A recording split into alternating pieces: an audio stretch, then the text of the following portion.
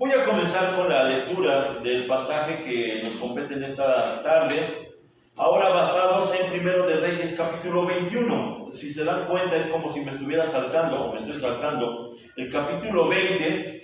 Sin embargo, parece que según los estudiosos, el orden cronológico debería ser el capítulo 19 inmediatamente el capítulo 21. Los hechos, los sucesos se dan de esta manera, así que vamos a seguirlos cronológicamente, pero también vamos a seguir la historia de Elías, porque ese es el personaje que nos concierne junto con Juan el Bautista para poder analizar cada uno de sus casos. Vamos a leer Primero de Reyes, capítulo 21, versículos 1 y 24. Le voy a pedir que lo hagamos de forma alternada. Allí va a estar la lectura de la palabra de Dios. No, lo vamos a hacer conjunto porque no tiene los números, pero vamos a leerlo juntos. Dice así la palabra de Dios. Había un hombre llamado Nabot de Jezreel, que era dueño de un viñedo ubicado en Jezreel, al lado del palacio de Acab, rey de Samaria. Cierto día Acab le dijo a Nabot: ya que tu viñedo está tan cerca de mi palacio, me gustaría comprarlo para usarlo como huerta. A cambio te daré un viñedo mejor, o bien, si prefieres, te pagaré con dinero. Pero Nabot respondió: el Señor me libre de entregar la herencia que me dejaron mis antepasados. Entonces Acab regresó a su casa enojado y de mal humor por la respuesta de Nabot, y se acostó de cara a la pared y no quiso comer. ¿Qué te pasa?, le preguntó su esposa Jezabel. ¿Por qué estás tan disgustado que no quieres comer nada?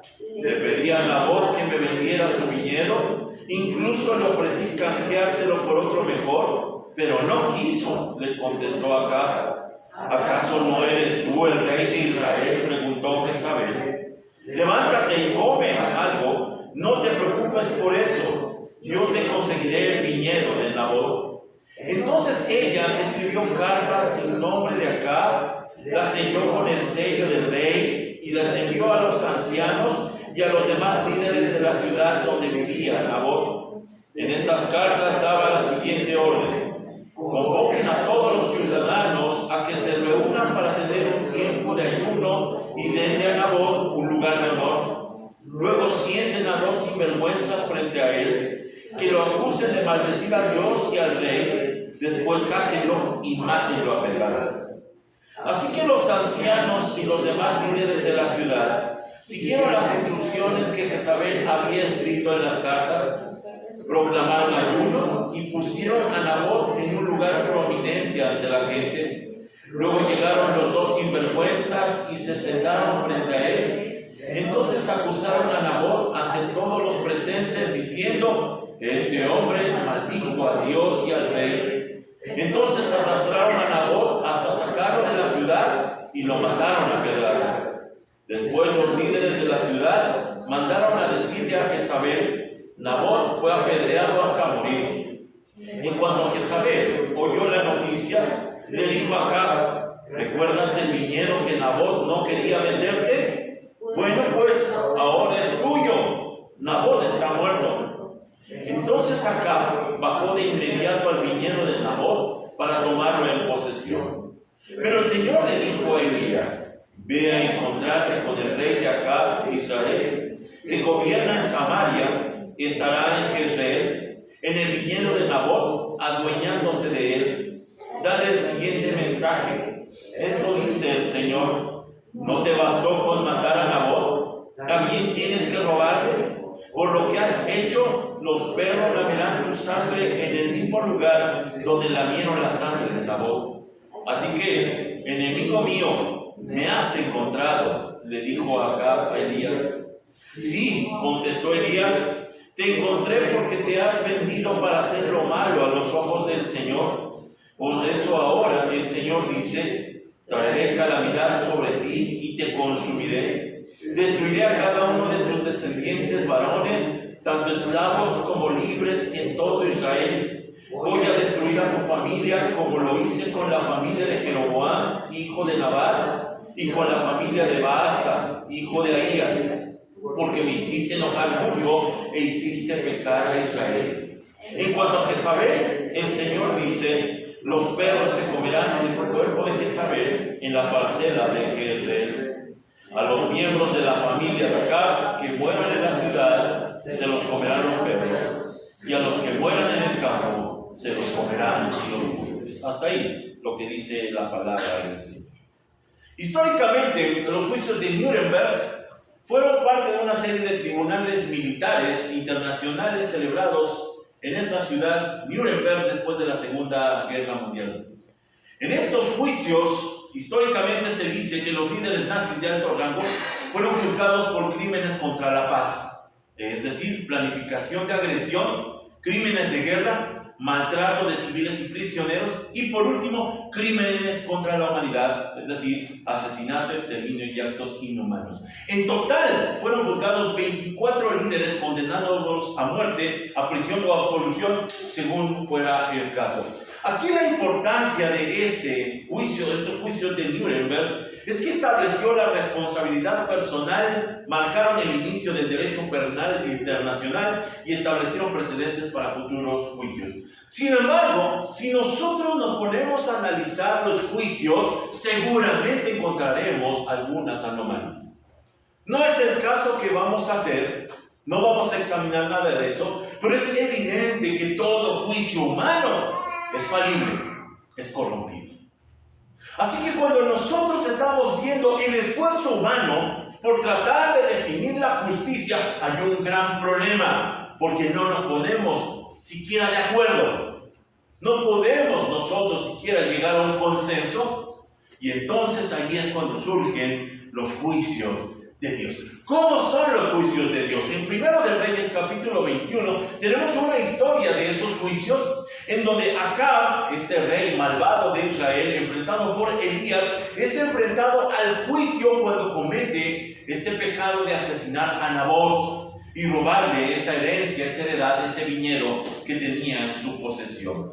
Déjenme presentar entonces este análisis de qué son los juicios de Dios, porque vamos a tener que analizar este pasaje, si quieren, 3 sesiones, para que tengamos la claridad de qué es lo que estamos o debemos entender con respecto a la importancia del pecado. Vamos a hablar un poquito del pecado y vamos a hablar, por supuesto, de los juicios de Dios, porque la gloria de Dios se manifiesta en los juicios de Dios. Mire, ya hemos dicho anteriormente que no solamente en las épocas de prosperidad o en los grandes eventos se ve la gloria de Dios, sino que también en su momento se ve en medio de la tragedia, en medio de la disciplina, se alcanzan a ver los juicios de Dios, y atrás de ello está la gloria de la presencia de Dios. Así que cuando Dios tiene que hacer un juicio, no duda en hacerlo. Es la carta de presentación que tiene para demostrar su santidad contrastada con el pecado. Así cuando menos lo entiende el apóstol Pablo en Romanos capítulo 2, cuando les escribe a los judíos. Es cierto, esta carta está dirigida a los romanos, pero les escribe a los judíos que están pensando que ellos, por su calidad racial, no van a enfrentar ningún juicio con Dios. Y entonces les dice Pablo, tal vez crees que puedas condenar a tales individuos, pero tu maldad es igual que la de ellos y no tienes excusa. Cuando dices que son perversos y merecen ser castigados, te condenas a ti mismo, porque tú, que juzgas a otros, también practicas las mismas cosas. Y sabemos que Dios en su justicia castigará a todos los que hacen tales cosas. Y tú, que juzgas a otros por hacer estas cosas, ¿cómo crees que podrás evitar el juicio de Dios cuando tú haces lo mismo? ¿No te das cuenta de lo bondadoso, tolerante y paciente que es Dios contigo? ¿Acaso eso no significa nada para ti? ¿No ves que la bondad de Dios es para guiarte a que te arrepientas y abandones tu pecado? Esto es dicho al que se considera el pueblo de Dios, que pensaban que por su calidad no podrían tener algún juicio y estaban exentos, por lo tanto, de cualquier reconveniencia. Pero dice el apóstol Pablo que no. Los juicios de Dios son la estrategia, el mecanismo para que se engrandezca la santidad de Dios. Así lo hace expresar también el Salmo 19 por boca de David, cuando dice: el temor de Jehová es limpio, que permanece para siempre. Los juicios de Jehová son, ¿verdad?, todos justos. Los juicios de Jehová son justos. Por eso, de tapa a tapa, la palabra de Dios presenta juicios.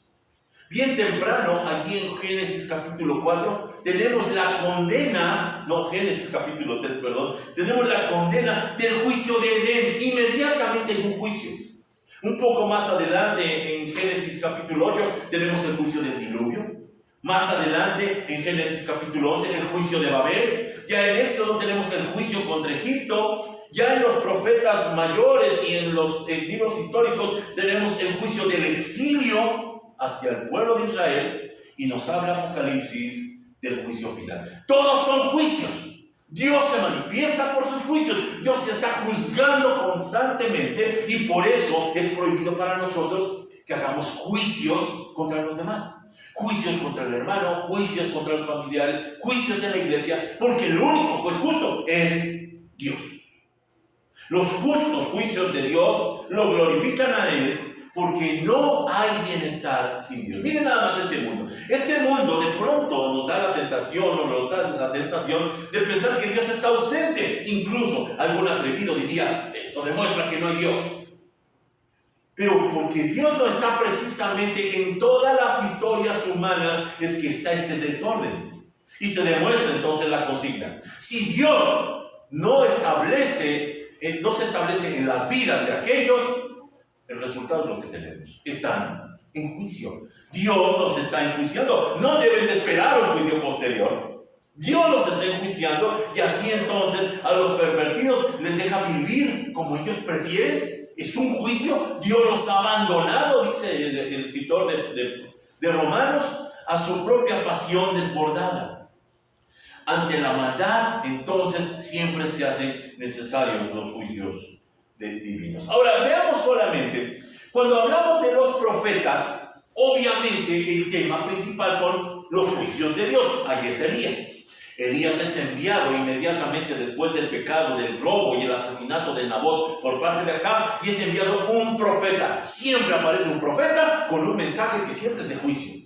Aquí vemos un contraste. Los sacerdotes son los hombres que hablan de parte del pueblo a Dios, que interceden a favor del pueblo, pero los profetas hablan de parte de Dios por medio de sus juicios hacia los hombres. Así por eso entonces un tema como este, una exposición como esta es llamada profecía, porque es la voz de Dios demandando, hablando, enjuiciando las conciencias de todos nosotros. Nada más hacer el análisis así rápido de los profetas. Los profetas que tenemos en el Antiguo Testamento nos enseñan cómo efectivamente se cumple esta consigna. Por ejemplo, Isaías, el profeta, anunció el inevitable juicio contra Judá antes de que sucediera. Ya Jeremías, el profeta, proclamó la justicia divina cuando estaban ya en el exilio. Otro profeta, Ezequiel, anunció la llegada del nuevo pacto por el fracaso de Israel en medio del juicio.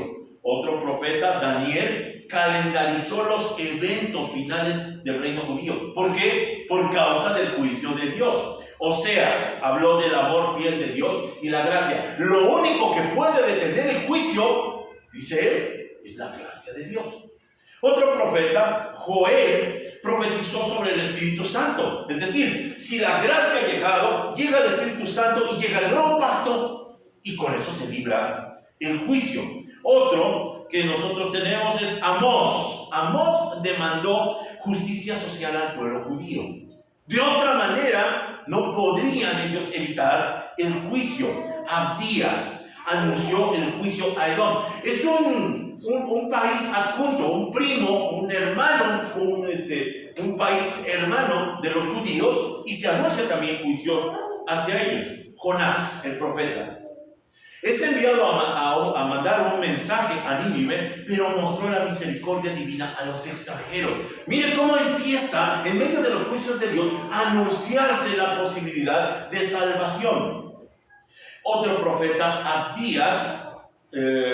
Miqueas destacó la humildad necesaria para los creyentes. Para evitar el juicio se necesitaba humildad. Nahum, el profeta, proclamó el juicio y el fin de Nínive y su mundana influencia. ¿Qué cosas? Jonás les habló de la oportunidad y es otro profeta, Nahum, el que dice, pues no entendieron, van a ser destruidos. Sofonías advirtió sobre el día del Señor, el juicio, el gran día del juicio.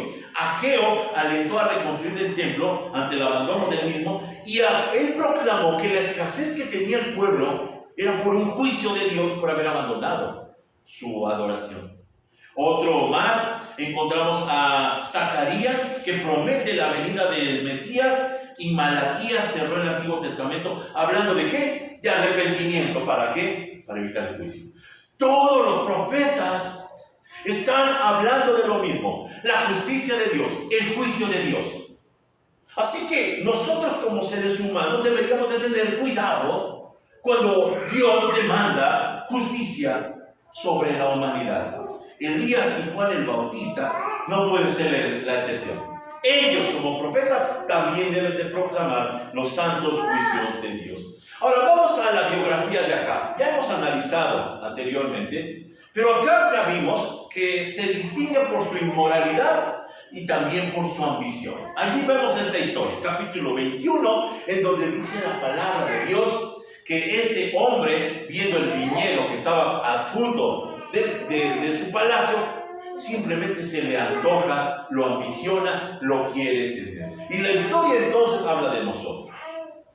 La historia habla de querer lo que no tenemos. Y podríamos pensar que esto es exclusivo de los ricos. Claro, el rico siempre quiere más. No, también los pobres. Los pobres también pueden ambicionar y pueden caer en este tipo de historias lamentables. Así por eso, la palabra de Dios, cuando habla en contra de la codicia, dice en Éxodo 20:17: no codicies la casa de tu prójimo, no codicies la esposa de tu prójimo, ni su siervo, ni su sierva, ni su buey, ni su burro, ni ninguna otra cosa que le pertenezca. Es enfático. El último de los mandamientos, de los 10 que tenemos en Éxodo capítulo 20, cierra con la codicia. La codicia en donde es prohibido que nosotros podamos aspirar a algo que no nos pertenece, a algo que es ajeno. La codicia es el pecado, entonces, interno, que conduce a lo demás. Aquí hay un secreto muy importante, porque la palabra de Dios en los 10 mandamientos, en realidad las 10 palabras, cierra con este mandamiento de no codiciar, que encierra, que es la consecuencia de los anteriores. Cuando nosotros ambicionamos o codiciamos, podemos asesinar a alguien, como sucedió en 1 Reyes 21. Podemos terminar adulterando por codiciar la esposa de alguien más. Podemos terminar robando por codiciar lo que tienen otros. Podemos terminar dando falso testimonio, como en el caso de Nabot, para hacernos de ese testimonio hacia nuestro favor. Así que por eso el apóstol Pablo se refiere a él. Allí en Romanos capítulo 7 no duda en dirigir su atención a la codicia especialmente. Y dice él: yo nunca hubiera sabido que codiciar es malo si la ley no dijera no codicies. Pero el pecado usó este mandamiento para despertar toda clase de deseos codiciosos dentro de mí. Si no existiera la ley, el pecado no tendría ese poder. Hubo un tiempo en que viví sin entender la ley. Sin embargo, cuando aprendí, por ejemplo, el mandamiento de no codiciar, el poder del pecado cobró vida y yo morí. ¿Por qué dice Pablo esto? ¿Por qué utiliza justamente el pecado de codiciar? ¿Por qué no utilizó, por ejemplo, el de adulterar o el de robar? Recordemos. Pablo es un hombre moral. Pablo es un fariseo de fariseos. Es un hombre ejemplar. Es un hombre que no se le puede imputar ninguna mancha, ningún pecado. Porque no había adulterado, no había robado, cuando menos, no visiblemente. Pero cuando en la ley se presenta el mandamiento de no codiciar, dice Pablo, ese sí lo he tenido. Tal vez no he hecho ninguno de los anteriores, pero el 10º, no codiciar, sí lo he incumplido. Y dice entonces, aquí yo morí. Porque como explica el escritor Santiago, que cualquiera que cometa infrinja uno de esos pecados, se hace responsable de los demás. Pablo dice, allí fue cuando me di cuenta que no hay escapatoria, sino es por la gracia de Dios. Nosotros no podemos escapar de la condena del justo juicio de Dios. ¿Por qué elige Pablo la codicia como pecado que lo condenó. Porque la codicia es un pecado interno. Inicialmente la codicia no es algo que se vea. Yo puedo codiciar dentro de mi corazón, en mi mente, y puedo no demostrarlo. ¿Cuándo sucede que la codicia da su fruto? Cuando ya hago algo. Cuando por codiciar robo. Cuando por codiciar adultero. Pero el inicio de todos los pecados es la codicia. Y así lo entiende Pablo, así le sucede a Acab. A Acab se le antoja ese viñedo. Aunque es ajeno, aunque es indebido, lo quiere para él. La codicia empieza a cuajar dentro de su corazón y de su ser, hasta que lo lleva entonces a hacer una propuesta a Nabot. Oye, véndemelo, cédemelo, yo te voy a dar otro mejor en su lugar. Así entonces vemos cómo la codicia empuja a otro pecado. Cuidado cuando estamos viendo hacia otro lado. Cuidado cuando empezamos a ver a las mujeres, a los hombres, cuando empezamos a ver las casas, las pertenencias. Cuidado porque se empieza a anidar dentro de nuestro corazón la codicia que tarde o temprano va a provocar algo que podamos el día de mañana lamentar. Ahora, la historia da un giro inesperado, porque el que codicia es Acab. Sin embargo, la historia dice en 1 de Reyes 21 que no fue Acab el que hizo el plan, fue Jezabel, su esposa. Jezabel, que se entera, que está añorando, está codiciando, está llorando por aquel viñedo de Nabot. Ella hace un plan que incluye 3 cosas. Ponga atención en estas 3 cosas, que después la palabra de Dios va a referirla en forma literaria nuevamente. 3 cosas. En primer lugar, incluye desacreditar a Nabot. Desacreditarlo. Pone allá 2 sinvergüenzas que dan falso testimonio y dicen: nosotros te escuchamos que maldijiste a Dios y al rey. Este es el pecado que infringe. No des falso testimonio contra tu prójimo. En segundo lugar, lo mandó a matar. Obviamente infringe el mandamiento: no cometerás asesinato. Y en tercer lugar, le robó. El tercer de los mandamientos es: no robes. Aquí lo que se me hace sorprendente cuando leo esta historia es que Jezabel es extranjera. Jezabel es sidonia. Ella no es israelita, es adoradora de Baal, ya lo hemos visto. Pero la estrategia que utiliza es una estrategia de la ley. Ella conoce la ley y la utiliza a su favor. Mire lo que dice, por ejemplo, en Deuteronomio 19:15. Esto es sorprendente. Dice la ley: no condenes a nadie por algún crimen o delito basado en el testimonio de un solo testigo. Los hechos del caso deben ser establecidos por el testimonio de 2 o 3 testigos. ¿Cuántos testigos requirió para el juicio contra Nabot? 2. A mí me sorprende que esta mujer conozca la ley. Y esto nos demuestra algo muy importante. El pecado nunca es un error ni un descuido. Siempre es alevosía. Hasta en nuestras leyes humanas, tenemos allí que es con premeditación, alevosía y ventaja. Es algo preconcebido. Es algo con una maldad bien establecida de lo que queremos lograr. Que nos justifiquemos, como lo vamos a ver un momento más, es otra cosa, pero la realidad es que nosotros lo hacemos alevosamente. Allí es donde los juicios de Dios entran. Justo cuando usted y yo estamos pensando: bueno, no es para tanto, no sea tan exagerado, los juicios de Dios definen lo que es bueno y lo que es malo. Para eso son. Están para definir esta situación y entonces termina con lo relativo. Usted y yo podemos discutir lo que es bueno y lo que es malo y terminaríamos desbalanceándonos según nuestra percepción distorsionada. Según lo que a nosotros nos convenga, según lo que nosotros pensamos. Los juicios de Dios terminan con ese relativismo, impone su ley y llama pecado a lo que es pecado y llama bueno a lo que es verdaderamente bueno. Aquí hay un ejercicio que yo aprendí de R.C. Sproul, este teólogo que murió hace unos 3 o 4 años, que nos presenta por medio de una frase muy interesante de Alexander Pope. la idea de lo que tenemos del problema para entender el pecado. La frase dice, errar es humano, perdonar es divino. A lo mejor la he visto muchas veces, es una frase muy popular. Errar es humano, perdonar es divino. La frase parece demostrar entonces que es correcto errar. Es normal errar. Cualquiera se equivoca. Y se deduce entonces que es una característica humana. Si eres humano, pues lo normal es que te equivoques. Lo normal es el yerro, es el errar. Pero más bien, es una forma de excusar el pecado describiéndolo como un error. Vean, la intención de la frase es pasar al pecado, de pecado capital a simplemente fue un pequeño descuido. Lo minimiza, lo lleva a un asunto más sencillo. Es como si dijéramos en este día que 2 más 2 es igual a 5. Ese es un error.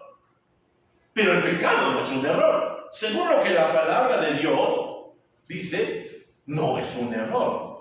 Porque consecuentemente, de definir el pecado como error, se reclamaría el derecho a errar. Porque soy humano, yo hierro.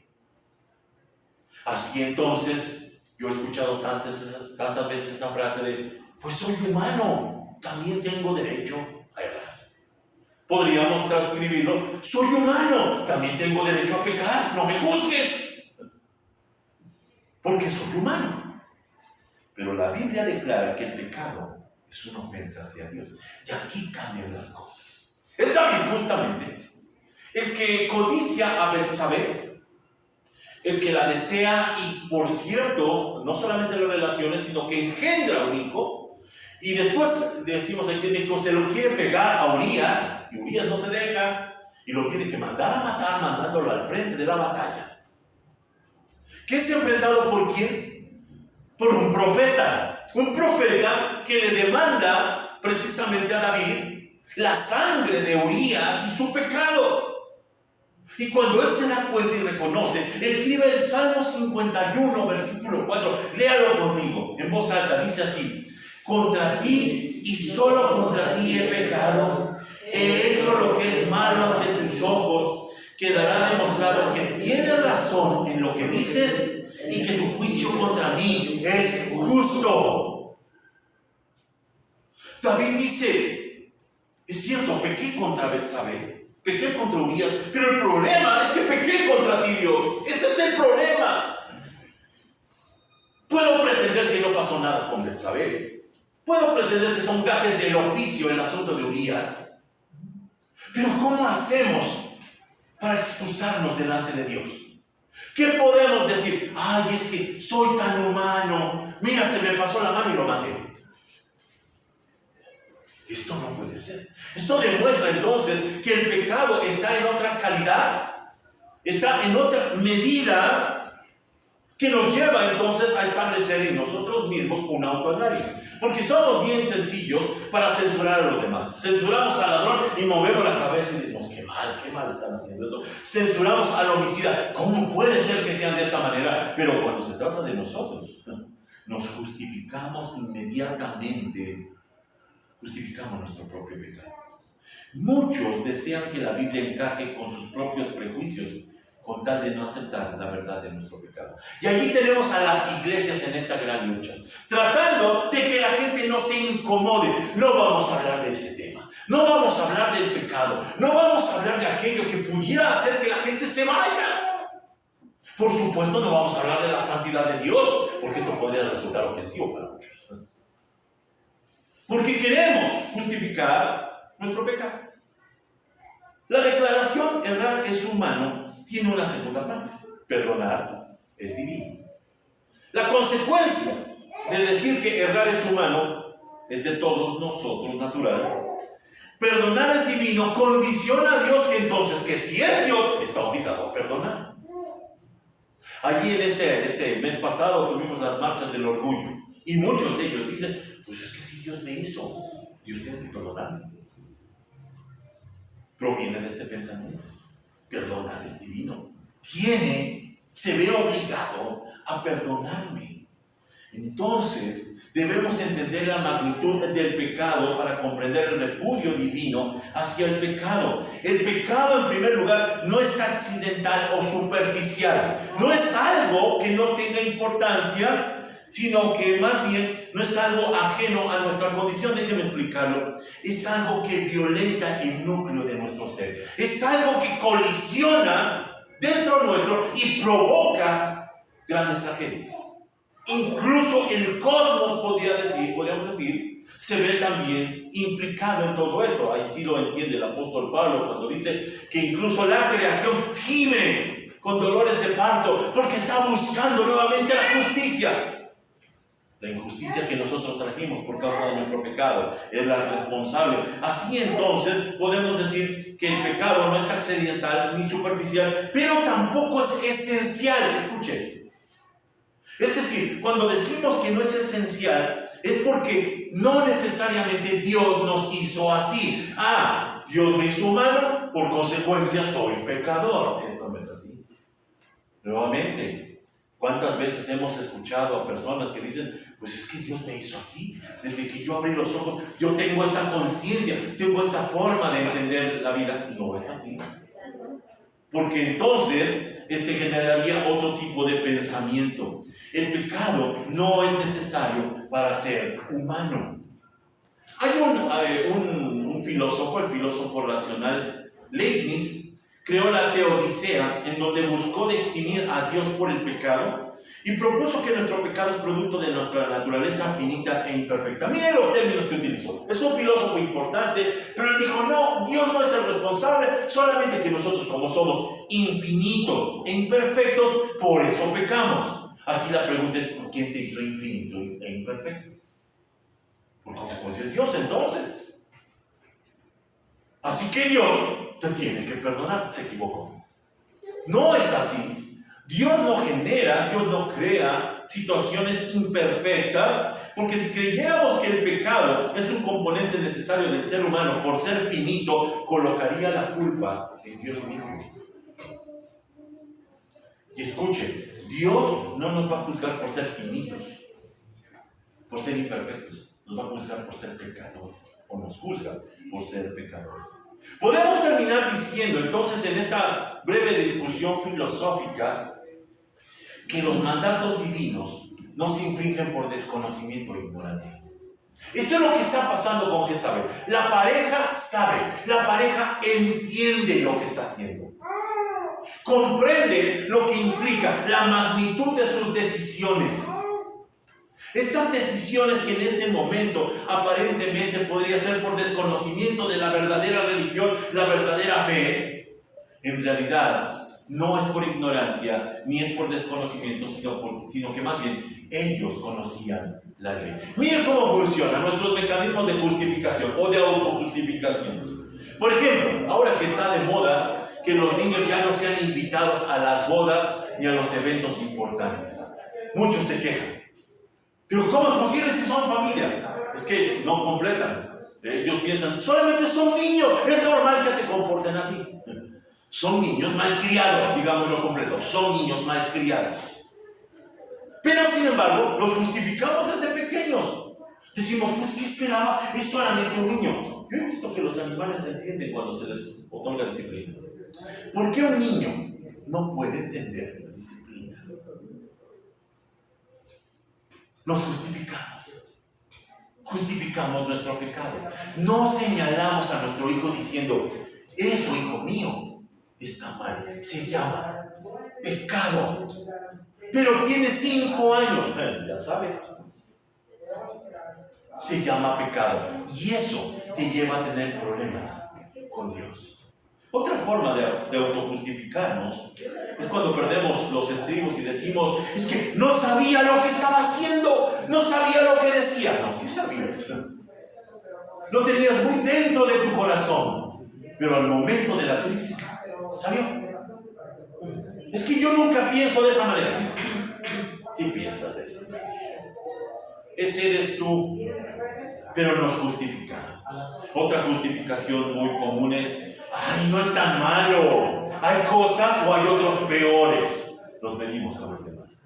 Miren cómo todos estos estos mecanismos de justificación hacen que efectivamente el pecado no sea dimensionado correctamente, y por esa causa no hay arrepentimiento.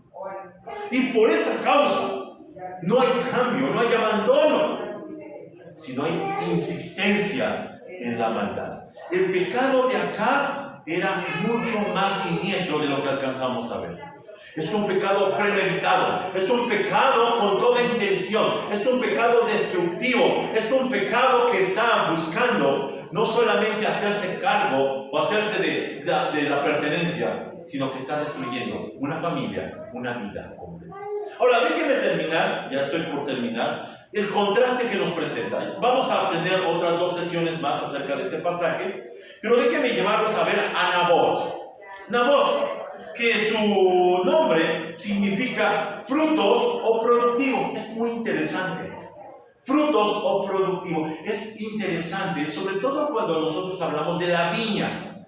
Una viña, para que tenga su primer fruto, debe de pasar 3 años. 3 años, ojo, en 3 años ya hay uva, pero esa uva no es útil para el vino. Para que sea buena para el vino debe de pasar 7 años, o en algunos casos 14 años. Nabot está trabajando, es productivo, está trabajando el fruto, y es el contraste del ocioso acá. Como dice nuestro dicho, nuestro refrán mexicano, la ociosidad es madre de todos los males o de todos los vicios. Allí está acá, ocioso, rascándose la panza. El otro está trabajando. Y ese contraste lo hace muy a propósito de la palabra de Dios, para que veamos la gravedad del pecado de acá. Aquí hay 3 implicaciones. Vea el versículo 3. Cuando Acab le propone el negocio a Nabot, dice: el Señor me libre de entregar la herencia que me dejaron mis antepasados. Así de claro, así de corto. No hay más discusión. Él dice: no puedo porque esto le pertenece a mi familia. Aquí hay 3 implicaciones. Si habíamos visto anteriormente que había en el plan de Jezabel 3 asuntos: desacreditar, matar y robar, en el caso de Nabot también hay una tríada de situaciones que nos hacen observar el pasaje. En primer lugar, tenía fidelidad a los principios. Él honra los principios y los cumple. En segundo lugar, resistencia a la tentación, porque le ofreció otro campo, y hasta le dice: de mayor valor o mejor campo. Tercer lugar, lo que tiene es valoración de lo que se ha recibido. Lo que ha llegado hasta él por herencia, lo valora y lo cuida. Podemos decir que es un hombre íntegro. Es un claro contraste con Acab y Jezabel, y los condena. Esa vida justa los condena. Cada vida justa que existe en esta tierra es una demanda a las vidas injustas de los demás. No necesita ni abrir la boca cuando nosotros, en lugar de tomar algo que no es nuestro, decimos: yo lo voy a regresar. Esa es una condena para las vidas injustas. Ahora, miren lo que ha pasado poco a poco en esta sociedad, que las siguientes generaciones de nuestros padres, que nos habían enseñado los principios éticos, los principios de santidad, los principios morales, de pronto las siguientes generaciones lo vamos relajando. Cosa que no pasó con Nabot. Por ejemplo, la fidelidad a los principios. Aquello que no hacía mi padre o aquello que hacía mi madre, y que ahora me permito hacer. Porque yo no soy mi papá. Yo no soy mi abuelo. Ellos lo hacían así, pero yo soy distinto. Otra cosa, la resistencia a la tentación. ¿Cuántas herencias han sido de maldición para las personas? Peleándose. No les costó. Pero al momento cuando fueron tentados, se les hizo fácil hacer un intercambio.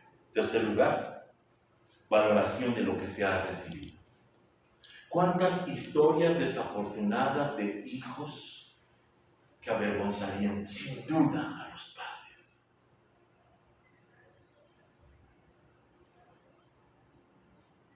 Una de las cosas que tengo muy establecida en mi mente es: ¿qué haría mi papá?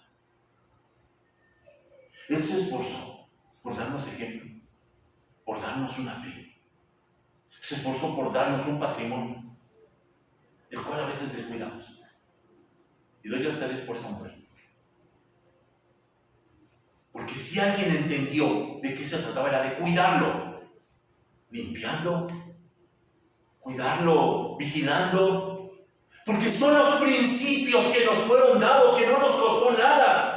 Desafortunadamente llegan nuestros hijos en muchas ocasiones o nosotros mismos con esa herencia, con ese legado, con esa empresa, y lo que hacemos es despilfarrarla, gastar y vivir lo que nosotros no vivimos, en lo que nuestros padres cerraron la boca, se evitaron varias situaciones. Nosotros decimos, yo voy a vivir la vida.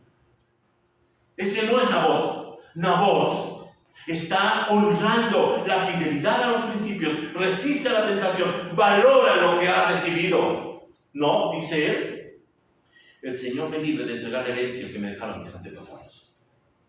Oh, apenas a veces algunos están recibiendo y ya están pensando, vamos a venderlo y nos vamos de vacaciones. Nabot es distinto. Y Nabot no solamente conoce la ley, sino que la obedece. Y mira, aquí hay dos pasajes, dos leyes que Nabot está haciendo alusión. En primer lugar está Levítico 25-23. Dice así la palabra de Dios: la tierra no debe venderse a perpetuidad, porque la tierra es mía. Esto está diciendo Dios. Tú solamente eres un extranjero y un arrendatario que trabaja para mí. Así es definido. No la vendas porque no te pertenece, dice el Señor. Pero la segunda es todavía más específica. Números 36:7. No se permite que ninguna tierra se transfiera de una tribu a otra, ya que toda la tierra asignada a cada tribu debe permanecer dentro de la tribu a la que inicialmente fue concedida. Esto es lo que está diciendo en esa pequeña frase Nabot. No puedo entregártelo, no puedo. Acab se enoja y dice, pero ¿cómo no puedes?